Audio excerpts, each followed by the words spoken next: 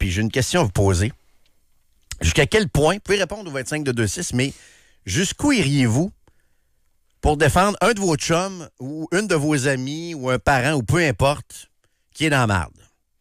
Je considère que Gilbert Rozon est dans la marde. Ah, okay? mon Dieu, que c'est bon. Rozon, il est dans la marde. C'est pas dans le sens que je suis sûr qu'il va être coupable, mais quand tu as une poursuite sur le dos de plusieurs millions avec 16 femmes qui témoignent contre toi puis tu te ramasses en gros, t'es dans la marde. Peu importe l'issue, il va peut-être s'en sortir, s'en sortirait peut-être pas, mais absolument. Il est dans la marde.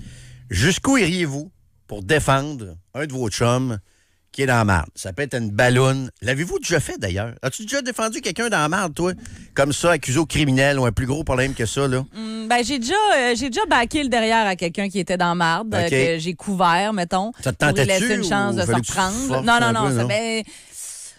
Non, ça me tentait pas, mais je considérais que c'était la chose à faire en tant qu'ami, de, tu sais, OK, là, je vais faire ça pour te donner une chance de te reprendre puis de te remettre sur pied, si on veut. Fait que j'ai déjà couvert quelqu'un, mais tu sais, c'était pas au péril de ma propre réputation, par exemple, ou en me mettant moi dans la marde. Dans le sens que je trouve que ça, c'est un autre niveau, en fait, là, de publiquement dire je suis prêt à risquer ma réputation, mon nom, pour défendre un ami. Tout dépendant de pourquoi il est dans la marde. Tu sais, je veux pas aller trop vite au sujet, là. Je veux pas je veux pas te brusquer, mais tu sais, dans le dossier Gilbert Rozon, je sais pas, moi, si on est témoin de je suis prêt à mettre mon nom en jeu pour défendre un ami parce que je suis convaincu qu'il n'a rien fait, ou si on est témoin de je suis prêt à mettre mon nom en jeu pour défendre un ami parce que je pense que c'est un peu exagéré. Les procédures contre lui, les accusations, là, c'est un peu ça à date. Là. Ce que tu viens de dire, c'est un peu ça qu'on sent. Moi, je vous avoue que le procès de Gilbert Rozon, on le suivait parce que c'est notre travail, puis j'ai un intérêt pour ça, mais mon intérêt a décuplé depuis que j'ai vu les témoins de la défense. Je suis estomaqué, je vous l'ai dit hier, puis je continue d'être estomaqué par les témoins qui s'en viennent se servir de leur crédibilité pour défendre Gilbert Rozon, qui fait face à une preuve qui m'apparaît quand même très crédible. Écoute, je suis pas en cours et tout ça, mais comme citoyen ordinaire qui suit ça, quand il y a 16 femmes qui témoignent, tu te dis, est-ce que c'est vraiment un complot, là, des 16 femmes là, qui s'en viennent mentir entre elles et qui sont vraiment dans un combat féministe et qui vont abattre quelqu'un au niveau juridique qui mérite de l'aide pour des questions féministes et de combat de MeToo. Écoute, peut-être que c'est ça. Mais je regarde ça, j'ai de la misère à croire ça. T'sais, j'ai de la misère à embarquer là-dedans que toutes ces femmes-là mentent ou exagèrent. Mais de voir un ancien premier ministre, encore ce matin, Pierre-Marc Johnson, premier ministre du Québec en 1985, ancien ministre de la Justice au Québec, ancien procureur général du Québec, venir dire au tribunal, vous savez, Gilbert, là, c'est en gros, là, c'est mon ami, je l'aime, puis c'est correct. On va écouter ce que M. Pierre-Marc Johnson a dit il y a quelques heures, ce matin, dans les corridors, aux journalistes qui étaient au palais de justice au procès de Gilbert Rozon. Gilbert Rozon, je vous le rappelle, a été trouvé non coupable.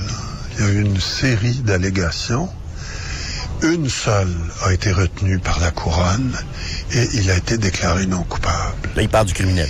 Et le mouvement MeToo fait que depuis 7-8 ans, il y a une ampleur qui est donnée à ces choses-là, même quand on se retrouve dans une cause civile où les gens réclament de l'argent et on n'est plus en matière criminelle.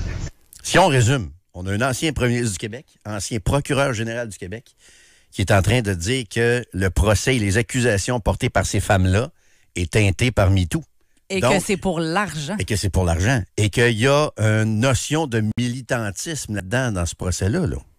C'est pas rien, là. C'est en train de prendre toute une tournure, ce procès-là. Là. Lorsqu'il utilise les mots « le mouvement MeToo a donné une », je pensais qu'il allait dire quelque chose comme une voix aux victimes, de l'air du courage aux personnes qui se sont senties... Non, il dit le mouvement MeToo a donné une ampleur à ces choses-là. Mais comme en même si temps, c'était des petits actes banals. Mais en même temps, Kat, là où ça devient fascinant ce procès-là, c'est que peut-être qu'il a raison. Peut-être que ça a été exagéré, amplifié à cause de MeToo. Mais moi, personnellement, je ne crois pas à ça. Je ne crois pas que 16 femmes, 9 victimes alléguées, sont dans un genre de complot féministe, de militantisme pour amener Gilbert Rozon en cour et pour faire de l'argent. La réponse de Pierre-Marc Johnson n'est acceptable que s'il a raison. C'est épouvantable d'entendre un ancien procureur général, ancien premier ministre, laisser sous-entendre que ces femmes-là ont exagéré à cause du MeToo. Parce que moi, c'est ce que je comprends, n'étant pas dans la salle, mais étant un citoyen ordinaire qui écoute les bulletins d'information.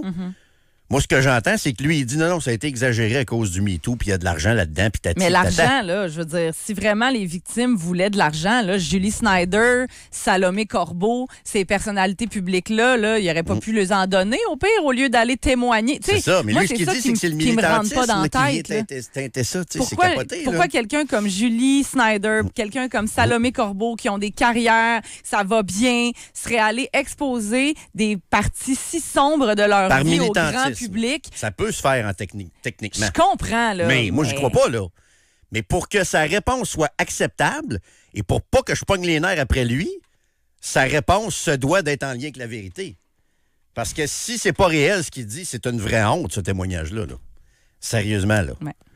Ça fait, ça, une autre des options, ça fait une gang de mononcle d'une autre époque avec Guy Fournier et un autre producteur qui se défendent entre mononcle d'une autre époque. Parce que Guy Fournier, ça en est un autre qui est venu témoigner hier en disant « Oh, ben vous savez, là, je paraphrase un peu, je vous le dis, là, je paraphrase en disant... » Mais en fait, je pense que c'est des choses qu'il a dites par le passé qui ont été amenées à la cour. Il a déjà dit « Ah, ben vous savez, une femme là, qui se sert de ses attributs, à un moment donné, vous... » Tu sais, la fameuse phrase... Elle peut pas se plaindre quand ça arrive. La fameuse phrase où on remet ça un peu sur le dos de la victime.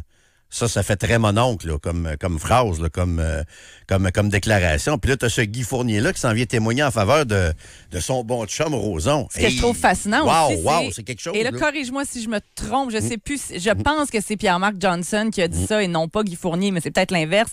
Ça a été mentionné là, ce matin à RDI qu'un des deux, en tout cas, avait dit... Je les ai vus, là, Gilbert et elle, se promener main dans la main dans les corridors de l'hôtel. Ben, ça, c'est une autre affaire. Et il a dit, c'était tout à fait consentant. Ils avaient l'air d'avoir du plaisir, deux adultes consentants. Donc, ce qui est arrivé dans la chambre, moi, je considère que c'est des relations d'adultes consentants. T'étais pas dans la chambre. Quand sais-tu? C'est ça l'affaire, c'est que... Quand sais-tu? Est-ce qu'il y a beaucoup d'agresseurs sexuels qui vont faire ça devant le gang de chum? Pensez-vous que Gilbert Rozon aurait agressé sexuellement des femmes devant son chum Pierre-Marc et devant son chum Guy? Puis en quoi marcher main dans la main avec quelqu'un fait en sorte que tout ce qui va arriver dans la journée après, là, tout va être correct. C'est sûr que ça me tentait. C'est surréel. Honnêtement, c'est surréel. Qu'on puisse se permettre de dire pareille chose dans un procès civil, rappelons-le, pour agression sexuelle, ça me sidère. Moi, en tant que vieux bonhomme, là, je considère que mon ami vieux bonhomme, là, la madame, elle tenait la main. Ouais, c'était bien correct. C'était bien correct. Puis, tu sais, dans le temps, c'était le même. Puis, Pierre-Marc Johnson nous dit « Oh, mais vous savez, il a été acquitté au criminel là, pour les mêmes enjeux. » Oui, mais c'est parce que, comme ancien procureur général du Québec, comme avocat, tu dois aussi dire aux gens que au criminel, c'est le moindre doute raisonnable, tu dois acquitter la personne. Et tu dois mentionner que le juge avait cru les femmes, mais avait dit que Rozon a réussi à susciter un doute raisonnable, ce qui n'est pas le même principe au civil. Ça, notre ancien procureur général, avocat, médecin d'ailleurs, Pierre-Marc Johnson. Pierre-Marc Johnson est un des hommes les plus crédibles au Québec. C'est ça qui me renverse. Médecin, avocat, ancien premier ministre, ancien procureur général, négociateur hors pair. Je suis fessé. Je te le dis, moi, je suis complètement fessé. Il y a un auditeur qui émet une option aussi, là, de pourquoi... Tu sais, quand on se demande qu'est-ce que tu es prêt à faire pour défendre un de tes amis, je vais essayer de prendre une voix d'ailleurs. Je me les imagine, ces péteux dans la même pièce, cocktail à la main. En discutant avec leur accent de péteux et foulard au cou. Non, mais pauvre toi, Gilbert, ça n'a pas d'allure. Exactement. Ça fait ça un peu, je suis désolé, puis aucunement l'idée de me substituer au juge. Je pense qu'on a le droit de commenter quand même ce qu'on entend puis ce qu'on voit dans ce procès-là. Il nous en manque un bout. Il n'y a rien qui a été prouvé dans le cas de Gilbert Rozon. La preuve n'a pas été faite qu'il était coupable, responsable au civil d'agression sexuelle. Mais moi, je suis mal à l'aise, là. Je me sens un peu mal à l'aise. Et ces réponses-là de Pierre-Marc Johnson ne seront acceptables socialement que s'il a raison. Gilbert Rozon, je vous le rappelle, a été trouvé non coupable. Il y a eu une série d'allégations. Une seule a été retenue par la couronne et il a été déclaré non coupable. Et le mouvement MeToo fait que depuis 7-8 ans, il y a une ampleur qui est donnée à ces choses-là, même quand on se retrouve dans une cause civile où les gens réclament de l'argent et on n'est plus en matière criminelle. On verra comment tout ça va virer. Des gens qui nous écrivent aussi, qui disent, puis votre opinion se défend très bien aussi. Quelqu'un me dit, la loi du nombre ne fait pas de quelqu'un coupable. Vous avez raison. Non, Ce mouvement MeToo a été très mal récupéré. Je pense que comme toute chose qu'on étire trop longtemps, ça finit par se casser. C'est pas parce que 20 femmes l'accusent qu'il est coupable. Seule et uniquement notre excellente justice canadienne et québécoise tranchera. Vous avez raison, factuellement, vous avez raison. Mais encore là, je suis pas juge, je suis pas avocat, je suis juste un citoyen bien ordinaire. Mon opinion vaut pas plus que la vôtre, mais j'ai un peu de misère. J'ai un peu de misère à croire ça. Puis M. Johnson, notre ancien procureur général, oublie une autre cause aussi il y a 30 ans, alors qu'une croupière, il avait plaidé coupable à ce moment-là à des accusations qui avaient été portées par une croupière là, qui avait subi des attouchements. Il avait reçu une absolution à l'époque aussi. Il ne faudrait pas oublier ce bout-là. Là. Je comprends que pour les femmes dont il est question actuellement aux criminels, il a été blanchi, mais dans le passé, tant qu'à recenser le passé, Gilbert Rozon a aussi déjà reconnu des gestes là, qu'il avait déjà posés. Et M. Johnson a dit ce matin là-dessus, « Oh, ben vous savez, des fois, on signe des choses. » En voulant dire, il a peut-être plaidé coupable là, pour régler ça. Oui. Que je suis mal à l'aise. Puis même, j'ai envie de dire, là, oublions Gilbert Rozon dans cette histoire-là, parce qu'effectivement, c'est pas nous qui va décider s'il est coupable ou pas. Le fait que quelqu'un, justement, qui a déjà été procureur général, dise le mouvement MeToo, là, ça a donné de l'ampleur à ces choses-là. Ces choses-là, comme si c'était banal. Puis j'ai envie de dire, heureusement que ça a donné de l'ampleur à ces choses-là. Parce que ça a créé un tribunal spécial aussi pour les causes d'agression sexuelle. Ça a fait bouger les choses. Puis je suis d'accord là, qu'il y a des downsides, il y a des côtés négatifs à tous les mouvements de société. Oui, il y a des gens possiblement qui n'avaient rien à se reprocher, qui ont payé par vengeance parce que des filles n'étaient pas... tu sais, bon, on le sait, OK? Mais en général, le mouvement MeToo a fait bouger les engrenages de cette roue-là qui était fixée dans la rouille depuis trop longtemps.